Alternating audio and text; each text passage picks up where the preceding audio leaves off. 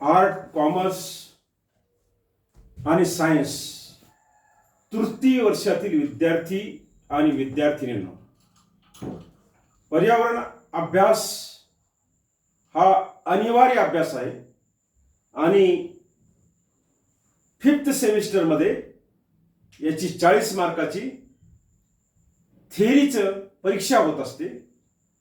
पहिलाच पेपर हा पर्यावरण अभ्यासाचा असतो 40 मार्काचा थेअरी आणि 10 मार्क इंटरनल असतात. ते आम्ही तुम्हाला शिकवणारे सर जे आहे, तुमची उपस्थिती आणि तुम्ही बनवलेलं जे फील्ड वर्क, ज्याला आपण प्रोजेक्ट असं सुद्धा म्हणू शकतो, 10 मार्क त्यापैकी मिळत असतात. इंटरनल मार्क 10 आणि तुम्ही दिलेली 40 मार्काची थेअरी परीक्षा, हे दोन्ही मिळून पास होण्यासाठी तुम्हाला 20 मार्क लागतात. 40% मार्क लागतात पास होण्यासाठी. 50 मार्काचा पेपर आहे, 50 पैकी 20 मार्क तुम्हाला लागतात आणि ही अनिवार्य आहे. 5व्या सेमिस्टरलाच याची परीक्षा होत असते. तुम्ही सर्व विषयामध्ये पास झाले, आर्ट, कॉमर्स, सायन्सचे तुम्ही सर्व पेपर पास झाले, 3rd इयरचे सर्व पेपर पास झाले, 1st year, 2nd year clear आहे, पण पर्यावरण अभ्यास तुम्ही केलेला नाहीये. पर्यावरण अभ्यासामध्ये तुम्ही नापास असेल तर तुमची डिग्री रोखून धरल्या जाते. जोपर्यंत तुम्ही पर्यावरण अभ्यास हा पेपर पास करत नाही, तोपर्यंत तुम्हाला BA, BCom किंवा BSc ची पदवी देण्यात येत नाही. तर विद्यार्थी मित्रांनो, हे पर्यावरण अभ्यास हे अत्यंत महत्वाचं आहे. माझ्या आधी वनस्पती शास्त्राचे प्राध्यापक डॉक्टर MS खंदारे सर यांनी पहिला युनिट हा पूर्ण केलेला आहे. पहिला युनिट डॉक्टर खंदारे सरना पूर्ण केल्यानंतर दुसरा युनिट मी सुरू केलेला आहे आणि दुसरा युनिट आहे परिसंस्था. तुमच्या सिलेबस नुसार दुसरा जो युनिट आहे त्याचे नाव आहे परिसंस्था. परिसंस्था ध्यानात ठेवा, हा तुमच्या अभ्यासक्रमानुसार आहे 2nd युनिट परिसंस्था, ज्याला इंग्लिशमध्ये म्हणतात ecosystem.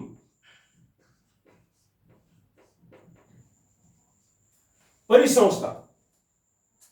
Arts, commerce, science 3rd इयरचे विद्यार्थी हा पेपर परीक्षेमध्ये मराठीमध्ये देऊ शकतात. काही विद्यार्थ्यांना इंग्लिशमध्ये देण्याची इच्छा असेल तर ते हा पेपर इंग्लिशमध्ये सुद्धा देऊ शकतात. Answer of language is Marathi and English.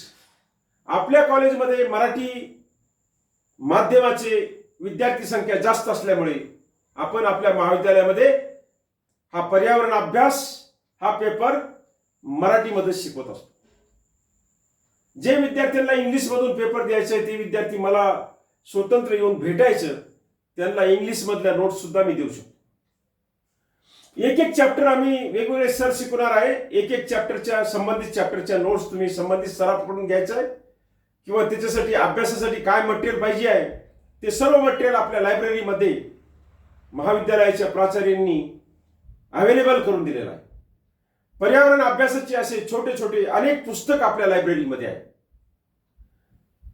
ते पुस्तक घ्यायचं आणि ते वाचलं की पर्यावरण अभ्यासची तयारी होती.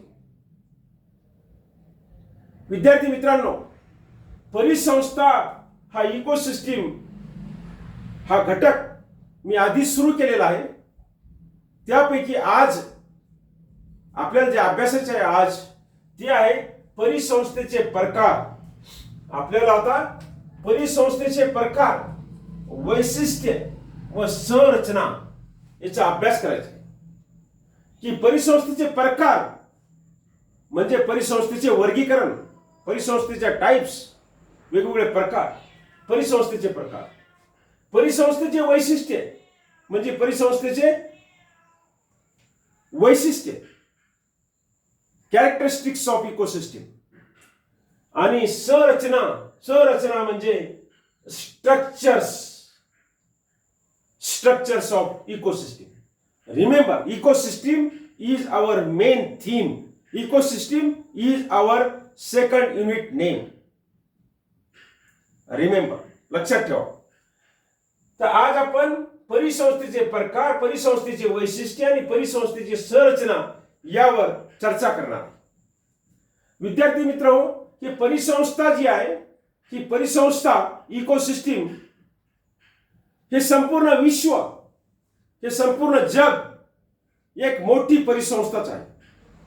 मोठ्यात मोठ्या परिसंस्थेचं नाव म्हणजे जग परिसंस्था, विश्व परिसंस्था, वर्ल्ड इकोसिस्टीम. संपूर्ण विश्व जे आहे, the complete world is an example of largest ecosystem. मोठ्यात मोठी परिसंस्थेचं उदाहरण म्हणजे हे संपूर्ण विश्व, संपूर्ण विश्व, वर्ल्ड. हे संपूर्ण विश्वाचं, हे संपूर्ण मोठ्या इकोसिस्टीमचा अभ्यास करणं अवघड जाते. म्हणून त्याचे काय करावं लागते, त्याचे वेगवेगळे प्रकार पाडावे लागते.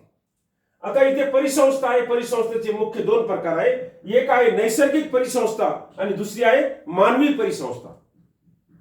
नैसर्गिक म्हणजे निसर्ग निर्मित परिसंस्था, नॅचरल इकोसिस्टीम. आणि मानवी परिसंस्था म्हणजे मानवाने निर्माण केलेल्या परिसंस्था, मानवाने तयार केलेल्या परिसंस्था.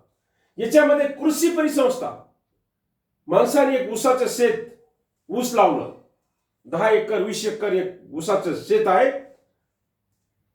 ते एक परिसंस्थाच आहे. त्याला आपण ऊस पीक परिसंस्था किंवा पीक परिसंस्था. कोणतं पीक? ऊसाचं पीक, सोयाबीनचं पीक, हे आहे कृषी परिसंस्था. मोठं एक आपण स्वतः फॉरेस्ट प्लांटेशन करून फॉरेस्ट तयार केलं, ती सुद्धा मानवी परिसंस्थाच आहे. काही मोठे नैसर्गिक फॉरेस्ट आहे, नैसर्गिक जंगल आहे, नैसर्गिक वृक्ष आहे तिथे, that is the nature, natural, नैसर्गिक. तर ही मानवी परिसंस्था जी आहे, या कृषी परिसंस्था आहे किंवा कृत्रिम जंगल परिसंस्था आहे. कृषी परिसंस्थेमध्ये वेगवेगळ्या परिसंस्था, आपले पीक जे आहे ते परिसंस्थाच आहे. ऊसाचं पीक, केळीचं पीक, सोयाबीनचं पीक, तुरीचं पीक, हे सर्व एक परिसंस्थाच आहे. तर मुख्य करून परिसंस्थेचे दोन प्रकार, नैसर्गिक परिसंस्था आणि मानवी परिसंस्था. मानवी परिसंस्था म्हणजे मानवाने निर्माण केलेल्या परिसंस्था, मानवाने तयार केलेल्या परिसंस्था. समुद्र एक मोठी जल परिसंस्था आहे. समुद्र मोठी जल परिसंस्था आहे आणि ती नैसर्गिक आहे, निसर्ग निर्मित आहे. समुद्र माणसाने तयार केले नाही. डॅम, येलदरीचे डॅम, मॅनमेड, मानवाने निर्माण केलेली परिसंस्था आहे.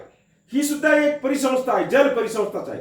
ही मानवाने तयार केलेली आहे. समुद्र असेल फार मोठा समुद्र, ते निसर्गाने निर्माण केलेलं आहे, तेही जल परिसंस्था आहे. हे येलदरीचे धरण जे आहे, हे सुद्धा जल परिसंस्था आहे. हे मानव निर्मित आहे, ते निसर्ग निर्मित आहे. असे जंगल सुद्धा असतात, मोठे जंगल असतात, अमेझॉन सारखे. आपल्याकडचे जंगल हे मानवानं संपून टाकलेले, वृक्षतोड करून संपून टाकले. काही ठिकाणी आता जनजागृती करून झाडे लावा, झाडे जगवा, त्यातून परिसंस्था तयार होत आहे. तर विद्यार्थी मित्र, आपण इथे परिसंस्थाचं प्रकार बघत आहे. इथे दोन प्रकार झाले, नैसर्गिक परिसंस्था आणि मानवी परिसंस्था. नैसर्गिक परिसंस्थेचे पुन्हा दोन प्रकार केले अभ्यास सोपं होण्यासाठी. एक केलं भूपरिसंस्था आणि दुसरं केलं जंगल परिसंस्था. जमिनीवरच्या परिसंस्था जी आहे त्याला म्हणायचं भूपरिसंस्था, आणि पाण्यामधल्या परिसंस्था जी आहे त्याला म्हणायचं जल परिसंस्था. ध्यानात ठेवा, जल परिसंस्था. इथे भूपरिसंस्थेचे पुन्हा वेगवेगळे प्रकार पाडलेले आहेत की जंगल परिसंस्था, गवताळ परिसंस्था, वाळवंटी परिसंस्था. ह्या सर्व जमिनीवरच्या परिसंस्था आहेत. ह्या सर्व अभ्यासक्रमामध्ये दिलेल्या आहेत. अनेक परिसंस्था आहेत, त्या सर्व परिसंस्थेचा आपण अभ्यास करणार नाही.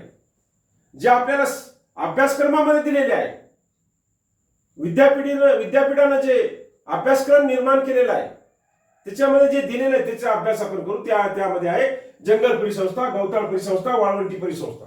हे झाले भूपरिसंस्था, भूपरिसंस्थेचे प्रकार. त्यानंतर जल परिसंस्था. जल परिसंस्थे बद्दल सुद्धा आपण असं म्हणू शकतो की अनेक प्रकारचे जल परिसंस्था आहे. इथे आपण जे घेतलं उदाहरणासाठी हे आपल्याला अभ्यासक्रमामध्ये दिलेलं आहे. नदी परिसंस्था, तळी व सरोवर परिसंस्था, सागर परिसंस्था, खाडी परिसंस्था, गोड्या पाण्यातली परिसंस्था, खाऱ्या पाण्यातली परिसंस्था, अशा वेगवेगळ्या परिसंस्थेचे प्रकार आपण इथे आतापर्यंत बघितलेले. आता परिसंस्थेची वैशिष्ट्ये, हे परिसंस्थेचे प्रकार आता तुमच्या ध्यानात आले असेल की हे परिसंस्थेच्या वर्गीकरणावरून, या परिसंस्थेच्या क्लासिफिकेशनवरून परिसंस्थेचे प्रकार आपल्या ध्यानामध्ये येतात.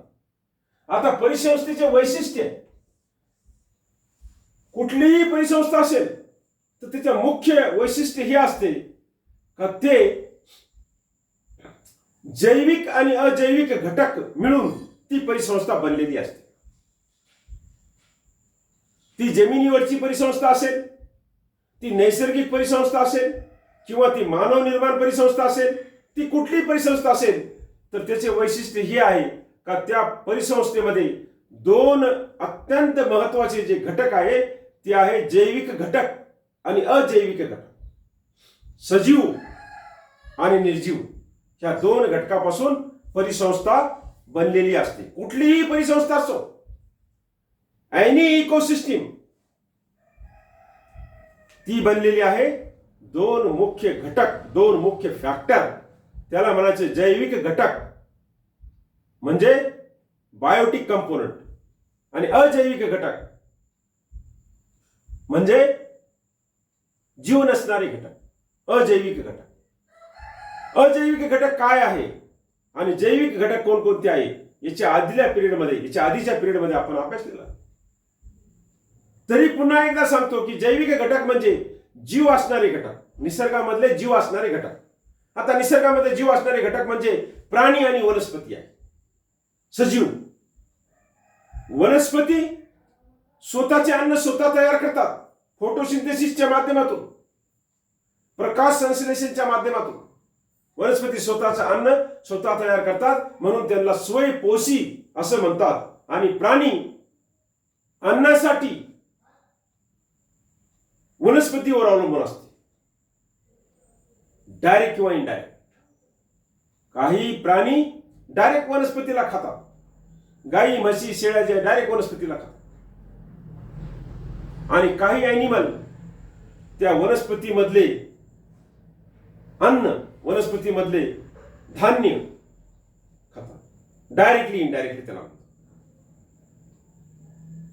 तर हे वनस्पती आणि प्राणी हे मोठेले सुद्धा असतात, हे मायक्रोस्कोपिक सुद्धा असतात.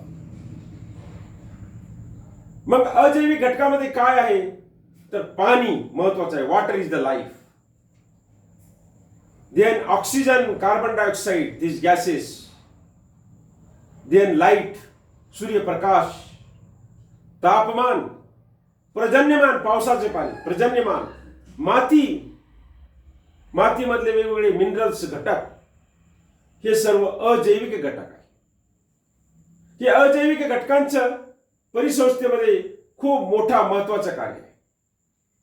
हे जमीन आहे, जमिनीवरती आपण उभे आहोत, जमिनीवरती झाडं लागले जातात, जमिनीमधूनच आपल्याला अन्नधान्य मिळते वेगवेगळे पीक लावल्यानंतर. हे सजीव घटक. प्राणी आहे, प्राणी सुद्धा अत्यंत महत्वाचे आहे. सर्वच प्राणी निसर्गामधले अत्यंत महत्वाचे आहे, कारण ते प्राणी, वनस्पती, अजैविक, जैविक हे सर्व घटक मिळून परिसंस्था तयार झालेली असते.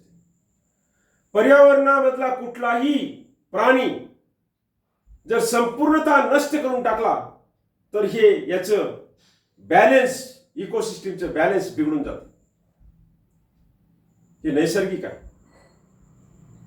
द वाईल्ड ॲनिमल्स, जंगली प्राणी, वन्य प्राणी, वाघ आणि सिंह, त्यांचे नैसर्गिक फूड आहे. दुसरे छोटे प्राणी, हरिण, ससे, अजून असे दुसरे प्राणी. जंगलामधला वाघ आणि सिंह, मांसाहारी प्राणी, हे वनस्पतीला खाऊन जगणार नाही. आणि वनस्पतीला खाऊन जगणारे प्राणी जे आहे ते दुसऱ्या प्राण्याला खाऊन जगणारे नाही. ही नैसर्गिक इकोसिस्टीम आहे, नैसर्गिक परिसंस्था आहे. त्या परिसंस्थेमध्ये वेगवेगळ्या अन्न साखळ्या आहेत, त्या परिसंस्थेमध्ये वेगवेगळ्या अन्न जाळ्या आहेत. अन्न साखळी, अन्न जाळी, ऊर्जा प्रवाह याचा आपण अभ्यास आधीच केलेला. तर हे वेगवेगळे वैशिष्ट्ये इकोसिस्टीम परिसंस्थेचे वेगवेगळे वैशिष्ट्य असतात.